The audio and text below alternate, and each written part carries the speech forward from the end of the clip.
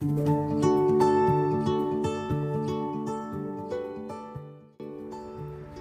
we're going to show you the final video of our plumbing system series. So here it is. We are going to start with our fresh water tank. It's a 40 gallon or 100, I think about 152 liters.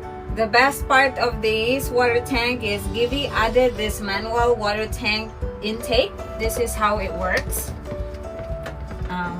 Just in case we will not be able to find a place to fill up through the outside water inlet, which uses a hose.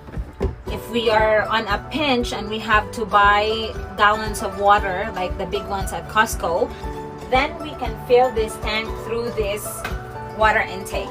The other thing that I really like about it is I can put my whole arms in it, and so I can clean it. So what we plan to do is every once in a while we have to completely drain it and then wash it the best that we can. For our water tank water supply intake, this one here is 1 inch. So what I did, I put 1 inch nylon braided hose and I reduce it into a 1/2 inch. So there's a fittings here, it's 1 into 1/2. So I use a 1/2 inch of to reduce it so that it will fit in this fittings here. I used garden hose fittings for this one, so that as you can see here outside, we can use a hose attached here and the other end attached to the faucet so that we can fill up our water tank. So from the water tank, this is where the water comes out. So this is the main supply for our water. The main supply connects to our water pump here, so this hose, and then from the water pump, Givy also installed an accumulator. So water pump to the accumulator. The accumulator, we've heard that it helps so that the water pump doesn't continuously pump the waters. Every once in a while gives the water pump a break, and they said then extends the life of the water pump. So from the accumulator, so this is still fresh water. It supplies the water into our water heater, and between the accumulator and the water heater, Givy has a T fitting here in between the accumulator and the water heater. That's so this distributes the water to the water heater, and then the other one supplies water to our bathroom and the kitchen. So this is the cold water. So this is the line. This line goes here, and behind this hose is our wet bath. And then this cold water line goes through this box and goes through here. So this one here, obviously, so it goes under the fridge and to the sink. So that's the cold water. And so the hot water line also distributes to the shower and to the kitchen.